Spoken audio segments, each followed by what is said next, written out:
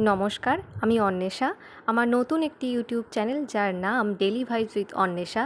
আমার একটা ছোট্ট ছাদ বাগান আছে, আপনারা তো দেখতেই পাচ্ছেন, যেখানে আমি শুধুমাত্র পদ্ম করে থাকি। এই চ্যানেলে আমি বেশি বেশি করে আমি যতদিন অবধি পদ্ম করব এই সিজনে তারই ভিডিও আপলোড দিতে থাকবো এবং বিভিন্ন টপিক নিয়েও আমি আলোচনা করব। আমি গত 3 বছর ধরে পদ্ম করছি।